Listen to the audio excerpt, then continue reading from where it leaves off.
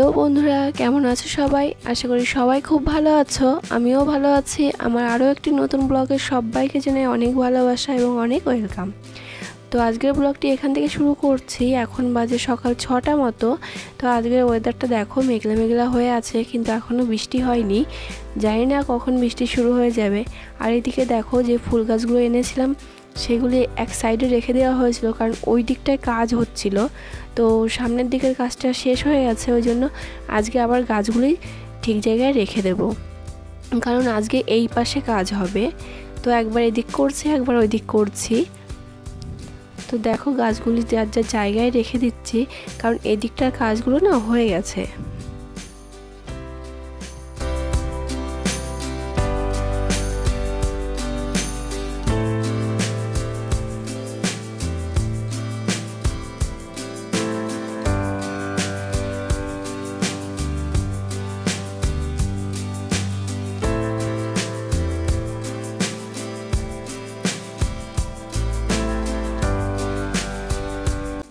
দেখো, ফুল গাছগুলি রাখা হয়ে গেছে। এখন কেমন লাগছে দেখতে। হয়তো ছাদটা এখনো নোংরা হয়ে আছে, ছাদে কাজ চলছে, তো কেউ কিছু মনে করো না। এদিকে দেখো, সামনের রেলিংটা হয়ে গেছে, এখনও ওই পাশের কাজগুলো বাকি আছে। তো আজ দুদিন এত বৃষ্টি হচ্ছে না, যার জন্য মিস্ত্রি আসতে পারছে না। তো রোদ উঠলে মিস্ত্রি আসবে, তারপরে আবার নতুন করে কাজ শুরু হবে। তো দেখো, এদিকে চলে আসলাম নিচে, এসে দেখি ফুল দিয়ে গেছে সকাল সকাল, কারণ এই ফুলগুলো না সকালেই দিয়ে যায়। তো আমরা এখানে দেখো সবাই মালা গাঁথতে বসে গেছিলাম, কারণ এগুলো না 8টার ভিতরে ফুলটা গেঁথে দিতে হবে, কারণ অন্য লোকের ফুল তারা আবার ব্যবসার জন্য নিয়ে যাবে এখান থেকে। তারপর দেখো, মালাটালা গাঁথা হয়ে গেলে না ঘরে চলে আসলাম। এসে আমার ছেলে বিছানাটা এত নোংরা করে রেখেছিল, সেটা ঝাড় দিয়ে নিলাম। আর দেখো, ঘরও আরেকবার ঝাড় দিয়ে দেবো। সকালে একবার ঝাড় দেওয়া হয়েছে অবশ্য, তো এখন আরেকবার করেছি, কারণ বাইরে মালা গাঁথা হয়েছে, সেই ফুল টুলগুলো ছড়িয়ে ছিটিয়ে রয়েছে, ওই জন্য একবারে ঘরটাও ঝাড় দিয়ে নেব।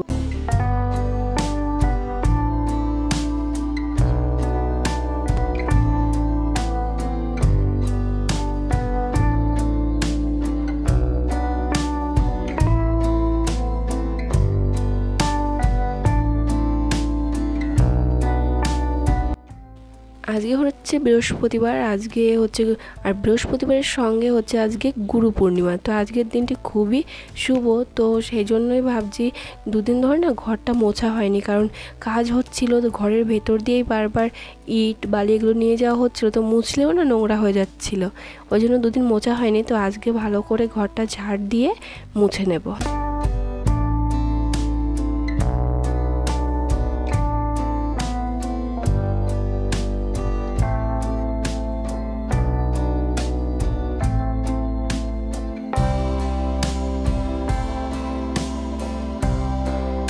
কারণ ঘরে এত ধুলোবালি হয়েছে না, কিছু বলার নেই। বিছানা পর্যন্ত নোংরা হয়ে যাচ্ছে, কারণ বাইরে বালি রাখা রয়েছে, পায়ে পায়ে না বালি চলে আসছে ঘরের ভেতরে।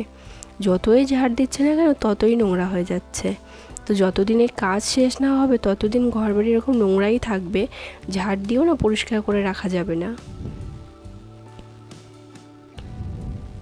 তো দেখো, এদিকে ঘর ঝাড় দেওয়া হয়ে গেছে, এখন সিঁড়িটা ঝাড় দিয়ে নিচ্ছি। সিঁড়িটা ঝাড়টা দিয়ে চলে আসলাম ঘর মুছতে, কারণ দুদিন ঘর মোছা হয়নি মিস্ত্রিদের জন্য, যেহেতু ওরা সারাদিনই কাজ করেছে, তো ওই জন্য না আর বিকালবেলা ঘরটা মোছা হয়নি। সেজন্য এখন প্রত্যেকটি ঘর ভালোভাবে মুছে নেব। দেখো, এই জন্য ভালো করে ঘরটা মুছে নিচ্ছি, কারণ ঘর যতই ঝাড় দিই না কারণ, না মুছলে না সেই ধুলো ধুলো ভাবটা যায় না। তো এমনিতেও ঘর মুছলেও আবার নোংরা হয়ে যাবে।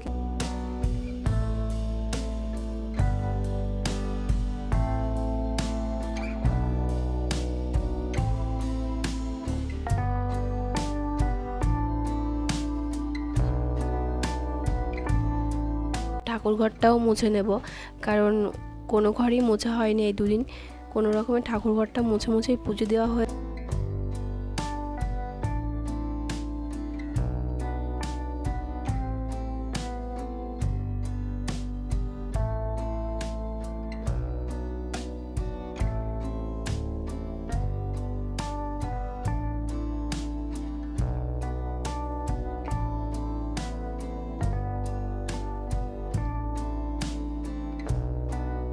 নিয়েছি প্রত্যেকটি ঘর।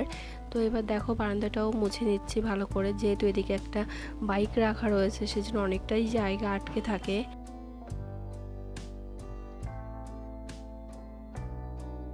তারপরে আবার কি বলতো, এখন আমার ছেলে বাড়িতে নেই, ও পাশের বাড়িতে আছে, না হলে কি হবে আমাকে ঘর মুছতে দেবে না, ও নিজে নিজেই মুছবে, তখন ভীষণ বিরক্ত করবে। ওই জন্য ও যখনই থাকে না তখনই আমি বাকি কাজগুলো করে নিই। আর দেখো ঘরটার মোছা হয়ে যাওয়ার পর চলে এসেছিলাম স্নান করে, তো এখন একটু চুল টুল আঁচড়ে নেব।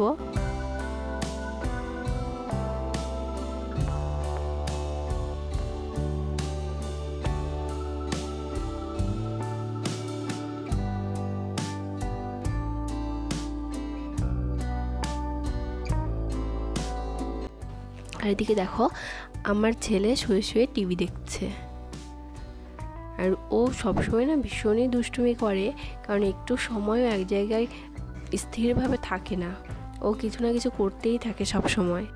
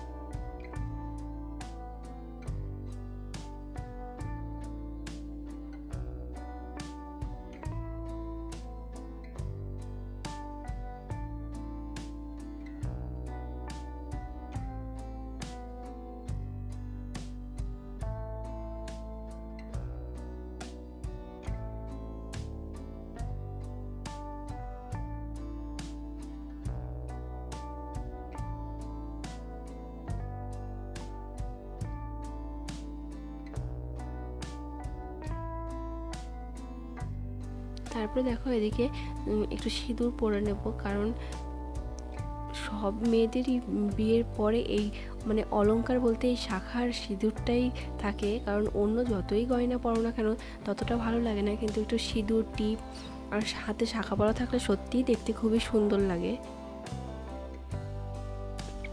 তো বিয়ের পরে সব মেয়েদেরই অলংকার বলতে শাখা পলা আর সিঁদুর, এটুকুই ব্যাস।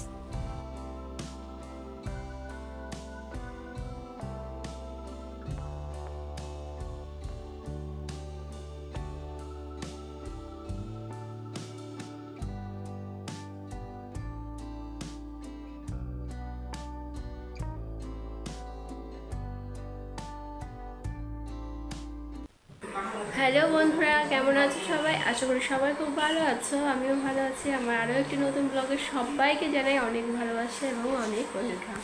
তো সকাল থেকে তো দেখলেই টুকটুক করে অনেক কাজই করে ফেলেছি, তো এখন স্নান করে রেডি হয়ে গেছি, এখন একটু পুজো দিয়ে নেব। তো তোমরা সাথে থেকো, দেখো কিভাবে আমি ঠাকুর পুজো করছি। আর তার আগে তোমাদের একটা জিনিস দেখাই যে আমার ছেলে কি করেছে।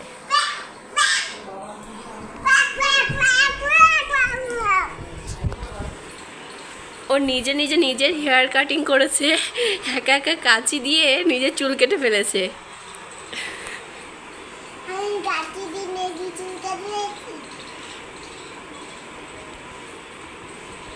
তো এবার দেখো চলে এসেছি ঠাকুর ঘরে।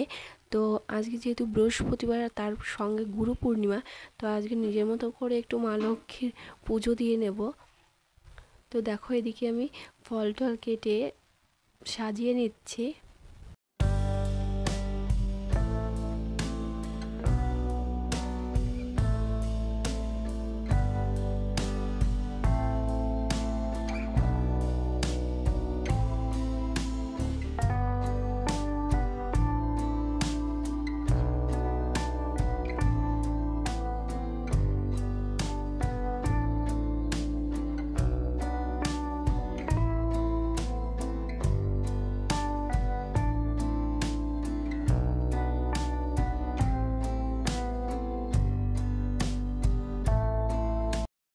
তারপরে দেখো মা লক্ষ্মীর ড্রেসটাও চেঞ্জ করে দেব, কারণ আমি প্রত্যেক বৃহস্পতিবারেই মা লক্ষ্মীর ড্রেস চেঞ্জ করি। তো মা লক্ষ্মীকে সুন্দরভাবে সাজিয়ে দিয়েছি, নতুন একটা শাড়ি পরিয়ে দিয়েছি। তারপরে দেখো এদিকে ঠাকুর ঘরটাও সুন্দর করে সাজিয়ে নেব।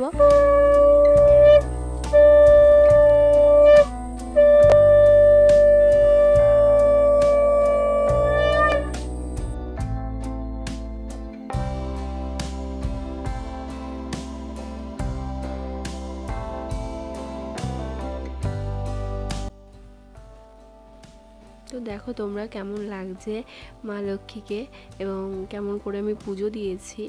তো আমার তো খুবই ভালো লাগে পুজো করতে, আর ঠাকুরকে প্রত্যেক বৃহস্পতিবার নতুন নতুন শাড়ি পরাতেও আমার খুব ভালো লাগে। তারপরে দেখো চলে এসেছিলাম দুপুরের রান্নায়। সকালে যেহেতু ভাতটা করে নিয়েছিলাম, তো এখন করছি ডাল, আলু ভাজা, আর এদিকে হবে লাউ ভাজা। কারণ আলু ভাজাটা আমার ছেলের জন্য, ও আলু ভাজা খেতে খুব ভালোবাসে। আর এখন দেখো বিকাল 5:30 মতো বাজে, চলে গিয়েছিলাম ছাদে। তো ছাদে কিছু জামা কাপড় ছিল, সেগুলোই তুলে নিয়ে আসবো। তবুও শুকায়নি, কালকে আবার রোদে দিতে হবে। তো এখন বিকাল হয়ে গেছে, তো ওই জন্য তুলে নিয়ে আসছি। তো আজকের ব্লগটি এখানেই শেষ করছি। আশা করি সবারই ভালো লাগবে। তো ভালো লাগলে প্লিজ একটি লাইক, কমেন্ট এবং সাবস্ক্রাইব করে দিও। তোমরা যদি পাশে না থাকো তাহলে আমার সামনের দিকে এগিয়ে যাওয়া খুবই দুষ্কর হয়ে যাবে। তো তোমরা সবাই সাপোর্ট করো, পাশে থেকো। দেখা হচ্ছে নেক্সট ব্লগে। ততক্ষণ সবাই ভালো থেকো, সুস্থ থেকো।